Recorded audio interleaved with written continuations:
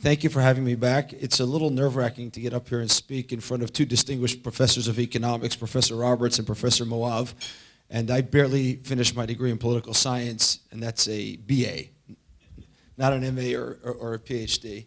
And so I'm going to tackle some stories. I think maybe I'll do better telling a couple stories. So today's Sunday. Last Wednesday, I got invited to speak as the morning speaker for the get-together of the senior management of the housing ministry, Misrad HaShikun, Misrad HaBinui VaShikun. They corrected me there. And I asked them a really simple question, and I'll start by asking you. Why do people in Israel buy apartments for investment? This is like a big topic. If you go to the finance ministry, they want to know, like, so Kachlon tried to tax the third investment apartment. It failed. But like they're obsessed with why people buy investment apartments. It's like a topic that's present. So I asked the whole crowd why people buy investment apartments, and I'll ask you, what's your name? Nuran. Why do people buy apartments for investment in Israel? To have a passive income, you think? You could buy an ETF, right? You can buy an ETF in the stock. That's a passive investment. Why do you buy an apartment? You think it's more solid, okay? You could buy a bond. I know they don't yield very much right now, but anyone else want to hazard a guess? Their parents want them to. You listen to everything your parents tell you? No. Why on this? Why do you listen to your parents on this topic? Oh, okay. So you think it's a bad idea? Anybody else want? Go ahead. Yeah, why do you have an assumption that prices will continue rising? Because there's a certain share of land and demographically more and more people, so they'll need more and more apartments. Okay, that's a very fundamental argument, right, which says that there's a certain amount of land and you think there are more and more people and it will go up. Well, here's an amazing thing. We actually still have more land, right, because we're building more, but somehow the prices still go up even though we haven't used all the land. So why is that? Why is there not enough supply? Because we have a bankrupt land authority that doesn't lease as much land as it should at the time that it should. It doesn't own a market. As I told the people in the audience there, everybody who buys an apartment as an investment is basically betting on their incompetence and impotence. Think about it. Markets are made up of supply and demand. The supply for housing in this country comes obviously from Kablanim or contractors, but really it comes from how fast can you put out a permit to build a house. And it turns out that you can actually be in my line of business, invest in a startup, guy comes in with an idea, shows a PowerPoint, he gets 1, 2, 3, 5, 6 rounds of investment, goes public before you can get a building permit almost, right? I know that's an exaggeration, but the point is the same, which is the startup economy operates at a pace that's super productive because it's unshackled. But it's more than unshackled, which is what I'll come to in a second. Whereas buying an apartment for investment is basically a bet that the government that regulates it can't produce enough supply to drive the price down. We can build 80-story towers, but we don't. And on and on and on. So every time you buy an apartment for investment, you are making an explicit, in my case, or an implicit bet, in most people's cases, that the government bureaucrats and the regional councils and the municipal councils in Jerusalem, for example, are incompetent. Not present company excluded, of course. She's super confident, Fleur. But that's the implicit bet that we make. Now, why do we make this bet? This is not the only area we make this bet in. We make this bet because, one, they actually don't know what they're optimizing for. One of the first questions you ask any startup company is, okay, what is the tight point that you're optimizing for, right? And the government is optimizing for no good reason for about 100 things, which are most often in conflict one with the other, which is why when you go to the Jerusalem Building Council, until you get the 3 different people in the room who represent 3 different interests, they actually can't make a decision because each one is optimizing for something different. And the giant difference between these two experiences that I have, one in my day job and one in my volunteer job of trying to educate government ministries is exactly this, which is one is totally unoptimized. How many people here work in the government, by the way, at this point? Listen carefully. So it's really important before you set out to do what you're doing to think like a startup. What am I optimizing for? What point am I trying to break through by focusing all my attention on it? If the object, for example, of the housing ministry is to produce affordable housing versus producing more housing, you will get to a different result because you're optimizing for something entirely different. Now, in many parts of the economy, many parts of the economy, if we go back from 20 years ago until today, we've had a quiet revolution which is underappreciated. And I'll make the point in a simple way. When was the last time you called your bank to ask for your bank balance? You called your bank? Yeah, around a month and a half ago. Why? Not for a good reason. Yeah, you had to negotiate. Yeah. Yeah, okay, that's something different. But why would anybody call their bank for the bank balance? What could you do? You open the app and you go online, right? When I was a kid, so I bought my first stock after my bar mitzvah. I still remember what it was. It won't mean anything to anyone in the room, but for the Americans in the room, it was a company called Topps. They made baseball cards because I like baseball cards. Like that, right? The second stock I bought was a company called Tofuti, which you can still find in the stores here because as a kosher consumer, I like the fact that they had parva cream, right? So I kind of invested my interests in the early days. And the only way to buy a stock when I was 14, which is now 36 years ago, was to call a stockbroker. And you called him up. His last name was Rosenberg. Don't ask me why I remember that. And I called him up, and I'd like to buy 300 or whatever it was, shares of Topps, and he would do it. And then you actually wait in the mail for it to come. And today you self-serve everything. The thing we self-serve least, self-service, by the way, is an unbelievable efficiency, okay? And it's a sense of agency, which is critically important in doing anything. The thing we absolutely almost can't self-service in this country in particular is anything you need almost from the government, right? Even, how many people have kids? Okay, try to sign them up for GON here. Not even that is self-service, in particular in Jerusalem. So almost nothing is, so all the efficiencies that have ripped through the economy, everything from ordering taxis to checking your stocks to doing anything like this, massive efficiencies driven by technology has passed over everything having to do with government. Funny story, I know it's in the news right now, WeWork and the book, and anyway, they wanted to turn Iryat Yerushalayim into like a WeWork style place. And Adam Newman walks through the city of Jerusalem with Nir Barkat, who was then the mayor, and he's scratching his head, and he's saying, it can't work, but I can't figure out why it can't work here. And it can't work, and it can't work, and it can't work, and he couldn't figure it out. Finally, he figured it out. He said, I got it.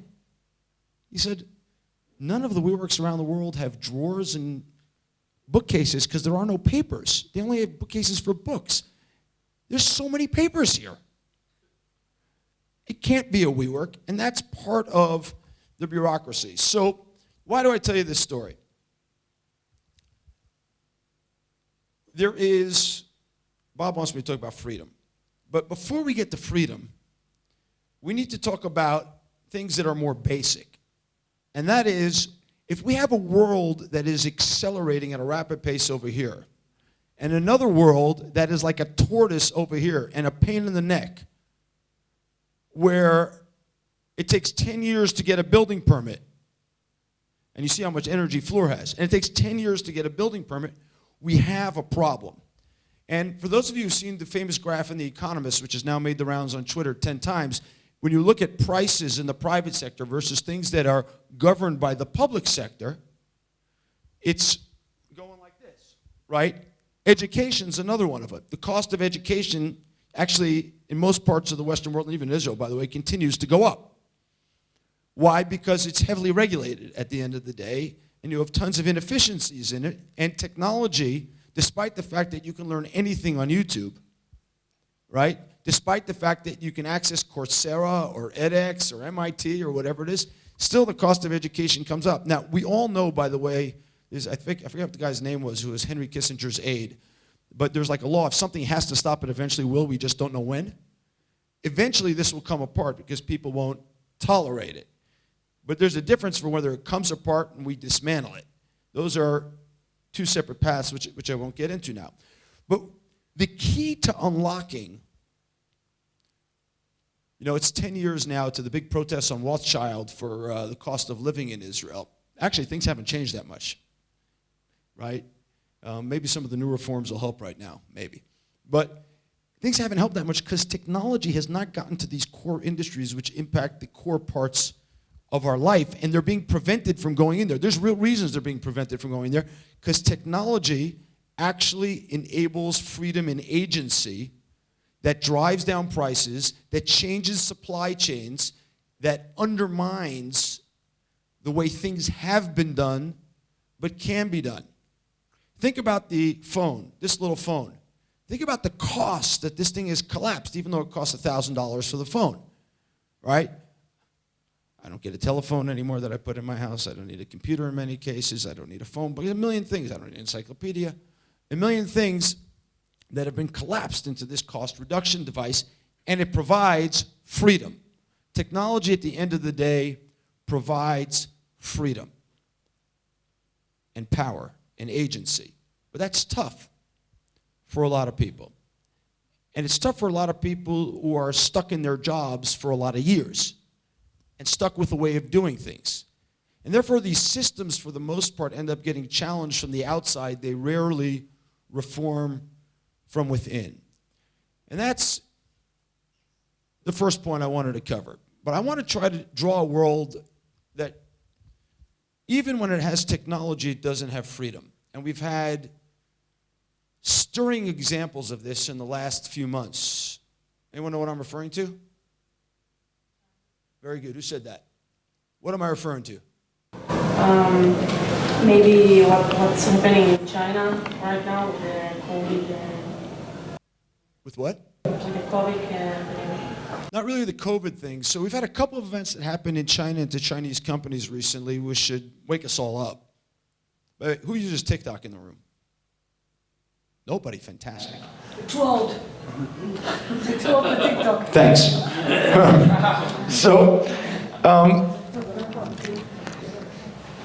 Jack Ma, founder of Alibaba, tries to take Ant, the big financial service provider in Asia, public. They block the IPO, right? And then Ma disappears for a bunch of weeks. Alibaba gets a massive fine. Recently, this last few days, there's another amazing thing. There's a bunch of companies, large companies at this point, one particular, which provides online tutoring for fees in China. People want to educate their kids. Well, the government decided last week that that would have to be a public service. And so there can be technology, but if the fundamental society that you are a part of doesn't offer freedom, it actually doesn't matter. In the first talk I gave to this group, when Jose Pinero was in the room, I still remember he came over to me and says, Moses, it's all about Moses. I described that the big gift of the Jewish people to the world is actually freedom. We don't think about this, but let me help you. So the Jewish people and many others, Pasuk says, V'gam erev rav ala itam, a group of nations went up with them. Jews were not the only people who were Israelites. Bnei Israel were not the only people enslaved in Egypt. And they worked 7 days a week. And by the way, whatever they made wasn't for them. They didn't get to keep it. If it reminds you of China, you'd be correct. And they didn't get to keep it. And comes Moses, who is an outsider. He grows up in the king's house. He leaves for somewhere between 68 and 40 years, depending on who you believe, and then ultimately comes back and says, hey, let the people go. This is, we don't understand in the modern mind, this is a radical idea. The same radical idea, by the way, is around Shabbat, which is there is no natural difference between days. They all look the same. They carry on forever. Years, there's a solar calendar that the Egyptians discovered. The lunar calendar is a Jewish calendar. Those are natural occurrences. Days and weeks, there's no difference. They all look the same. They carry on. When the Jewish people introduced Shabbat, what they basically introduced is freedom. It means I'm not a slave. I don't have to work 7 days. You own your own time. You actually, that freedom enables you to own your own property because you can stop and say, I'm not working today. That actually enables you to own your own property. For a different time, that's why Judaism is actually the first harbinger of capitalism in the world. That's for a whole different lecture. The right to own your own private property. So this notion of political freedom, of the ability to work for myself, by myself, and not be worried that somebody takes it away, is to be cherished. And you must be aware of that at all points. Why do you need to be aware of that at all points? Because political freedom and economic freedom are absolutely intertwined. They're absolutely intertwined. If you can't keep your private property, it turns out you're not free politically. If you can't keep your private property, it turns out you're not free politically. And the inverse is also true, which is if you're not free politically, odds are that you won't keep your private. You may get away with it for a while, but ultimately somebody takes it away. And so the second notion here is that we have tools, technology. We have tools, intelligence. We have tools, hard work. But if we don't have freedom, we actually can't express and use those tools to their fullest power. Not only to their fullest power, to our own communal and individual fulfillment, we can't use those tools. And so you have multiple levels of freedom that one needs to stand on guard to guide. The right to own your own property, fundamental. The right to use technology to get ahead and to help you own your own property. I'll open a set of parentheses. One of the most radical ideas at this conversation with the housing ministry is people should be allowed, and I deeply believe this, to issue their own permits. I'll come back to that in a second. Their own building permits. There's no other way to break the logjam, in my view. And you must use the tools that have been granted in the 21st century, technology, information, connectivity, to insist and make sure that political and economic freedom persists and grows. Because if things are static, they actually recede. Anything that's not moving forward is actually moving backward.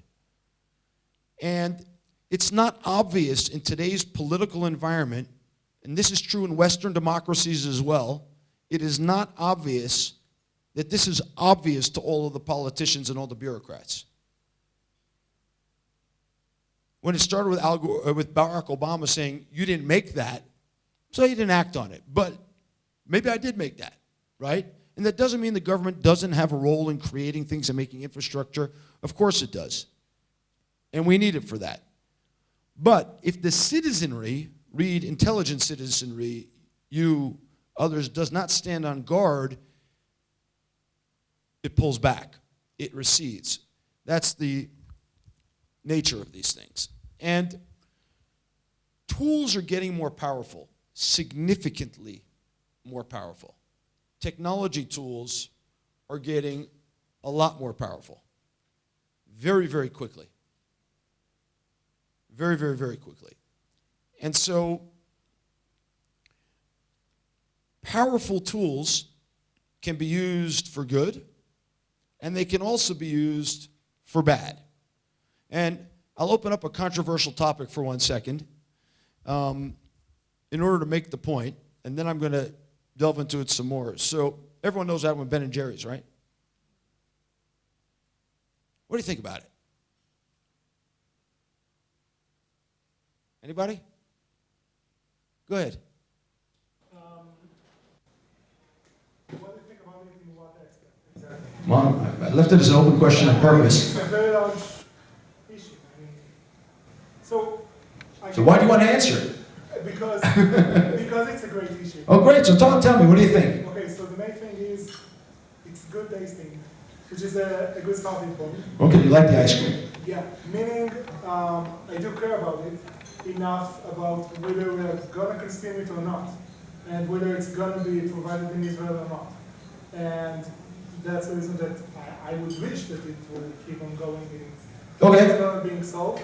But under those circumstances and terms that are trying to force us, Yeah. not so much. Super personal answer. You like the ice cream and you don't want to eat it because they annoy you.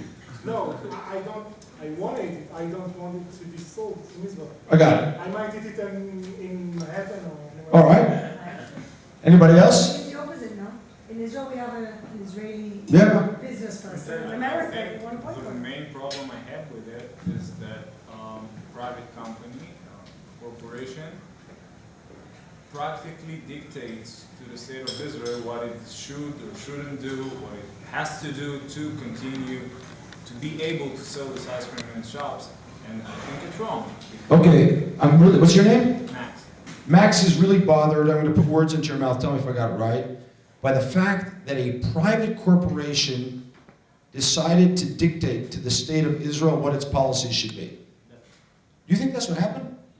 Yeah. Did they talk to the state of Israel? Not really. Not really. Right? So why do you think they decided to dictate to the state of Israel what its policies are? Because they want to force a private, let's say, entrepreneur in Israel to sell or avoid selling products to certain populations in the state of Israel. Do you believe in economic freedom? Yeah. So don't they have a right to do that? It's their business. No, because it's not freedom. It's forcing the government to apply by a certain set of morals that the country doesn't want to. The government doesn't have to do it. The government can stop the ice cream from coming in. They didn't force them to do anything. They said, you want to do business with us? These are the terms. Do you believe in freedom? You're not sure. When you put it that way, then yeah, if we go to complete freedom, okay, yeah, they did, everything's okay, but I don't think we have to go to the end. Okay, so you don't believe in ultimate economic freedom? Yeah. Okay. So we should shut them down. No, we should apply force in a different direction. Okay, you're avoiding the topic, but good ahead. I think it's more about social responsibility, which Milton Friedman spoke against in the reading in the 1970s, saying that the corporation is trying to cater to the people, not to the government, because they're trying to please a certain sector. Ben & Jerry's are known for that, not only about Israeli politics, but also about environmental policies and stuff like that. While Milton Friedman says that this isn't supposed to be, a corporation is supposed to make money and bring back money of the investors. I know what Milton Friedman says, but what do you think? I agree with him. Oh, you agree with him? Okay, so you think businesses should shut up and just sell ice cream? Well, they decide to do a social responsibility or to practice it because in the end they're trying to get more customers and more money out of it. Right. So it's marketing, isn't it? Yeah, absolutely. Okay, so that's part of business, isn't it? It is part, but if you put a lot of emphasis and some of your money on that, it will go away from other parts. And you can see also... But they have economic freedom. They should be allowed to do that. Well, they're using the investors' money. So are they allowed to use the investors' money? They should ask their investors. But also using that on other purposes brings up the cost of the product itself. That's their problem, right? It is. Yeah, okay. Anybody else? Go ahead. I think it's a question of red marks. What are the borders? Because I think that when politicians in Israel, after the announcement of Ben & Jerry, suggested that the government will take some actions against Ben & Jerry, they're actually going on the same line, because if Ben & Jerry says you have nothing to be offended by, it's just good business, and so does the government of Israel say so. So it's basically doing business, and the question. So they should be allowed to. No, I'm not saying that. Oh, okay. I'm saying that we should. This is not the question. The question is, where are the red lines? What interference is allowed and what interference is not allowed? Who should decide the red lines? You should decide the red lines. Who's you? Who's you? I think it's the government. The government. Okay, so you don't believe in economic freedom. You think the government should shut down Ben & Jerry's and they shouldn't be allowed to sell their ice cream here. No, I believe. Aren't you at an economic freedom summit? Didn't Bob say talk about economic freedom? No, I think it's taking things to the edge. I think that the regulator has a job. Yes, You talked about building houses. And we know that this regulator that gives us many problems also gives us the safety. I can sleep at night. Okay, so you want more regulation. People who don't like that Avi, I think that's the name of the Mankal Ben and Jerry's Israel, should sell in Yehuda v'Shamron, shut them down. We should regulate that. I think that we should decide together. I think that Who's together? Who's we? I think that the policy, the people who write the policy, and I think this is the job of the parliament. They should decide what are the red lines of political... That's great. The parliament should spend all day on ice cream. Yeah, I think... Instead of putting housing permits. It's the tip of the iceberg. Okay, no pun intended. But the ice cream berg. So I'll tell you my view. And I hope nobody takes a soundbite from this. I'm actually thrilled to know that Ben & Jerry's wants to revoke the license of poor Avi, who I think is the Mankal. That's his name? Avi, because he wants to sell in Yehuda v'Shamron. I want to tell you, thank God I know that Avi wants to sell his ice cream there and doesn't want to give in to these people. Because unlike what's your name? Unlike what Daniela said about social responsibility, I think that Milton Friedman, in this case, well, in many cases he's right, I think turns out to be wrong, and particularly in the 21st century. I know that's like anathema in these worlds, but in modern 21st century society, people identify with brands that they identify their values with. It's just a fact, and by the way, it's going to be more than that. Because as the world has become more transparent, and in some ways more fake, through fake news, the ethics and values of a product and brand are going to matter a lot. And they matter more and more. And instead of hiding agendas off in this thing called CSR, corporate social responsibility, which no one ever sees, the fact that Ben & Jerry's and the, anti-Semitic woman who sits at the chairman of the board there, put this right front and center, makes me happy. Not because I think Prime Minister Bennett or, what's her name, the Sarat HaKalkala, should stop them from coming, because as a consumer, I don't want to buy that product. And so with the tools that we have and the values that we have choices and power. And with the technology tools that we have choices and power. And the fact that you say the government should stop it means that you've abdicated. You know what the word abdicated means? Given up. Given up your power, your economic freedom, and your ability to do something about it. And so, in the modern society where we have these super powerful tools, we should actually ask businesses what are their core values. What are they willing to support? Because it's out there anyway. It's part of their brand. It's part of what we discover through more transparency right now. And it has real economic value. And I realize that this is anathema to what Milton Friedman says, but it's been 50 plus years. Maybe not fully. Like I said, I don't have a PhD in economics. I didn't read them enough. But it's fundamental. And we've missed the point. We've missed the point about why it's important that we're really clear what our values are as consumers, as customers, as economic agents. That's our freedom to exercise. And we've missed the point through this nonsense on Twitter of how you can take real action to infuse our values. And the point I want to make about this is we can talk a big game about economic freedom. But if we don't use the technology tools to unshackle the economy from regulation, if we don't use the technology tools to exercise our own agency for freedom, the words are hollow. They won't matter. We'll be overwhelmed. And you are, to use a baseball term or a basketball term, a free agent in this economy with ever more power than you had before. Ever more power than you had before, because you can be heard by everybody. Because you can organize lots of people. And because of that, and with this I want to finish, it's really important that we define for ourselves and that you define for yourselves, what are the values of our economy? And I've said this over and over again in 9 different places. I'm going to say it again. The marker thinks we ought to be like Scandinavia. These people think we ought to be like the OECD. That's the worst measurement ever. There's like 20 failed countries in the OECD measurement. And this one at Kohelet thinks we ought to be like the American economy. And the question I want to ask is, is the Israeli economy? We're 73 years old, for God's sake. We ought to figure this out.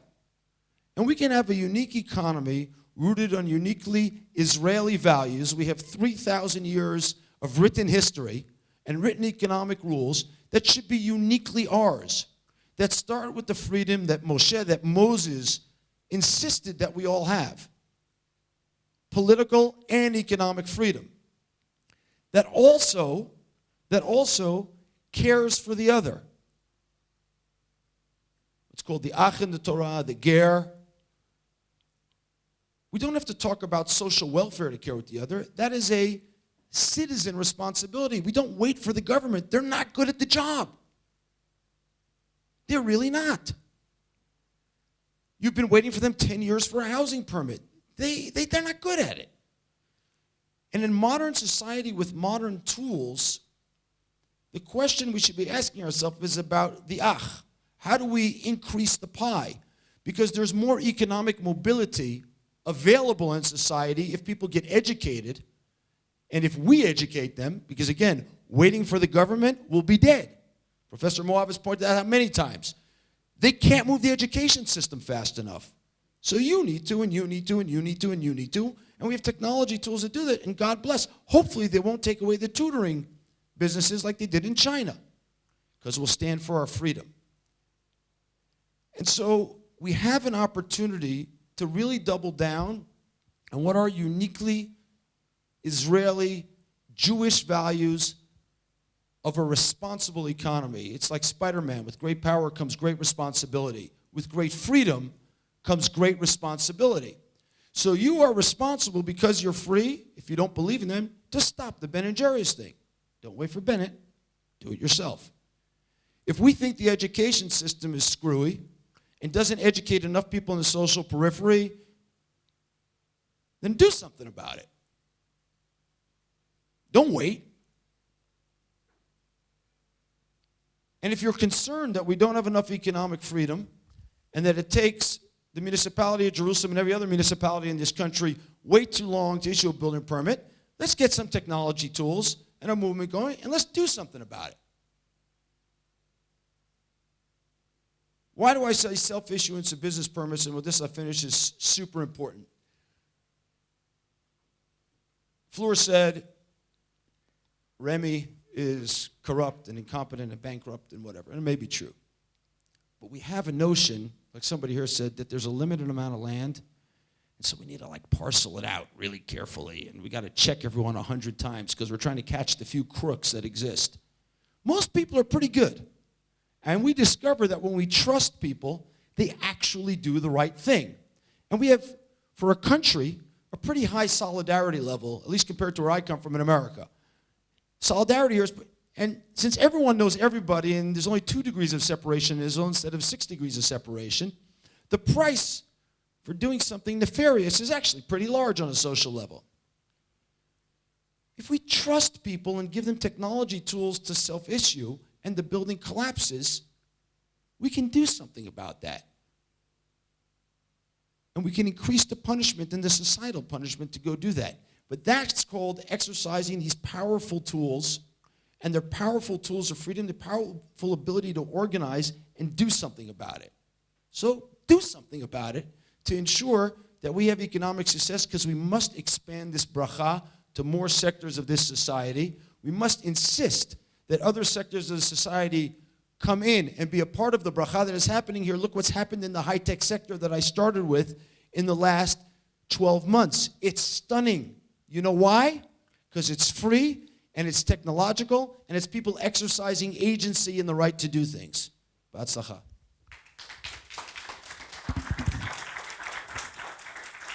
You want me to take a question or two? I can take a question or two. Yeah, Bob, you always do that. So I agree with you, one Jewish value is Shabbat and time. But in the same Ten Commandments, it also says, thou shalt not steal. Yeah, it's a good one. And what I understand that to be is something called private property. Okay, so I would say that that is a Jewish value. And the core of what we're talking about in economic freedom is indeed recognizing private property. Right. And I think it's a huge crisis in corporate America today, that core Jewish concept called private property and ownership is now being widely disregarded. What are you doing about it? So I'm inviting you to come and speak where Oh, okay. No, but I mean, I think that's a crisis. So I agree. I think it's better. That's why I live in here. It's not corporate America here. We're more free. We really are. We're more free here than in America, trust me. I think there's a contradiction in what you're saying about Ben & Jerry's, in the sense that I don't think that the consumers of Ben & Jerry's, most of them don't even care about Israel, don't even know where we are on the map. Okay?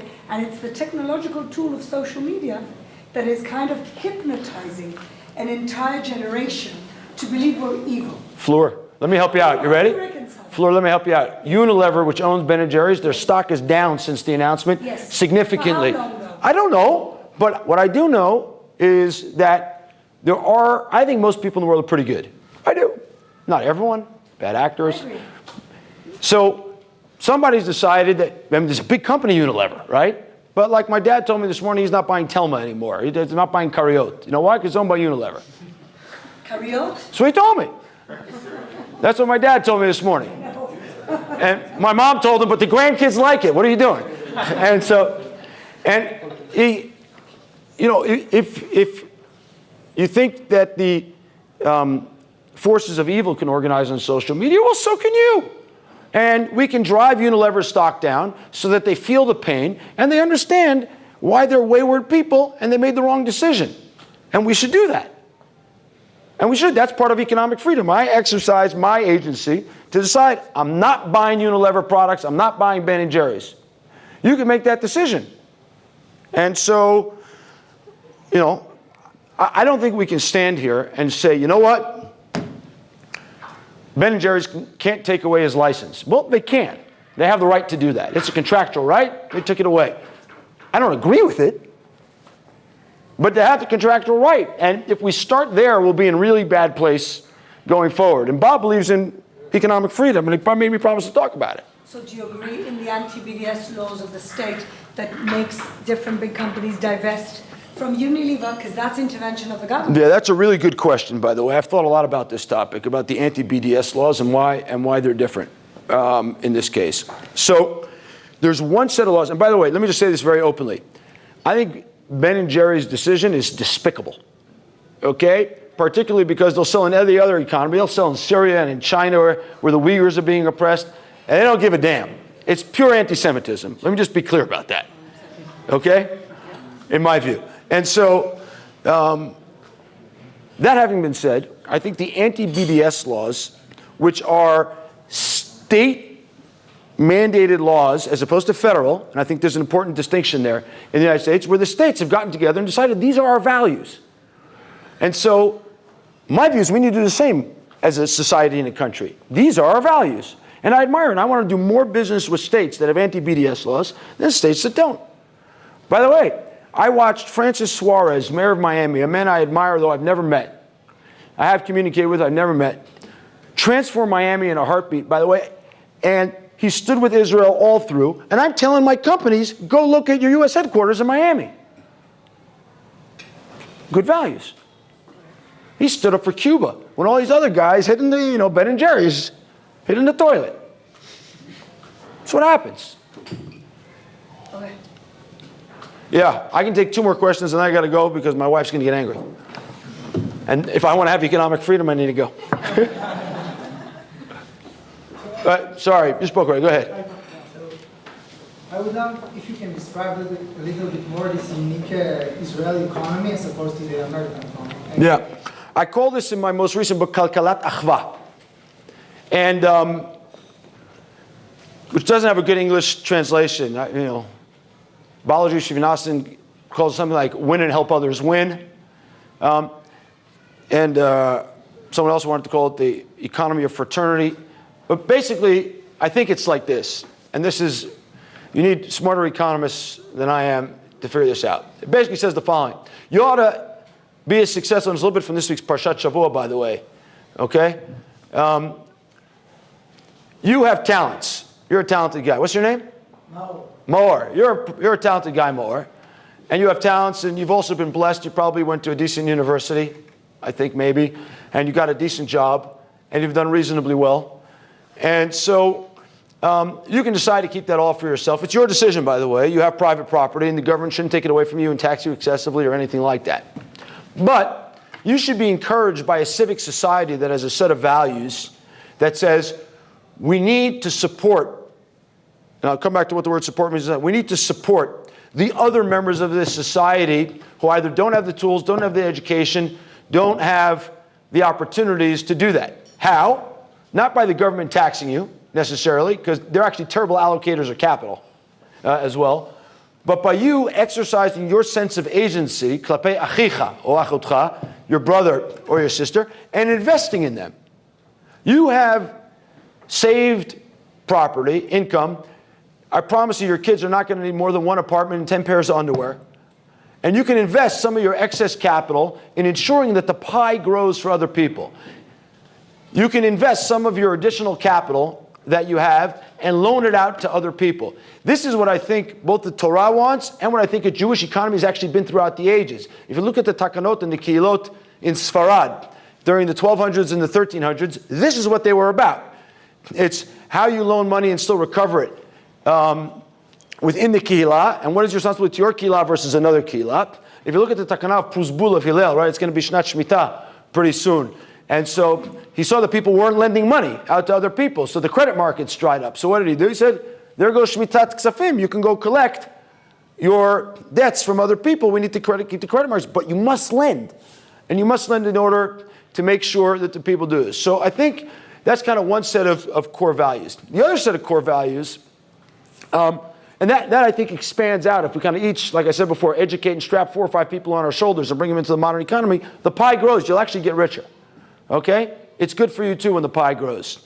There was a great line by Professor Neil Ferguson who said, he was giving a lecture on the wonders of technology, and somebody yelled out from the audience, but you can't eat an iPad, right? Which is if people can't make their own living, they don't buy iPads either at the end of the day. So expanding the blessing, I think, is very, very significant. I think there's a second part to this, and that is, I'm not a behavioral economist. I'm not even an economist. But we all know at this point, by reading enough of Kahneman and others' books, that the way, call it elites in the economy behave has dramatic impact downstream. If I broadcast Gewalt, things are disaster, people contract, and they constrict spending, and they contract consumption, and they contract their economic behavior. If we have a belief that things are good, then people don't. And I tend to believe that people who have been successful in the economy have a responsibility through economic cycles to invest and be more expansive. You'll note I said people and not the government because I'm really worried about what's going on the government side with expansive monetary policy. I actually think they're taking away private property through that, but that's maybe for another conversation. And to be expansive and to broadcast behaviorally that things are going to be okay, because the people who get hurt in economic downturns tend to be the lower parts of society rather than the higher parts of society. And so that kind of mindset, which I think drives Jewish values, and I can go on forever, I wrote a 360-page book on the topic, I think are kind of core tenets. By the way, side point, I always ask, there was Aliyah L'Regel 3 times a year. Why was there Aliyah L'Regel? You ever think about it? Why did everyone go to the Beit HaMikdash? To feed the Kohanim is one reason, but they got a tiny amount. What they really fed were everybody else. It says, Pasuk says, "Smachtem b'fnei Hashem ata ubincha uvitecha v'avdecha v'amatecha v'ager v'alevi v'yatom v'ager v'alevi v'amana asher b'sharecha." It's the biggest social network ever. Everybody came to Fleur Hassan's Jerusalem from all parts of the country, and they had a big social network meeting to share food and do business. It worked, the system. So it was the biggest social network ever. All right, bye-bye.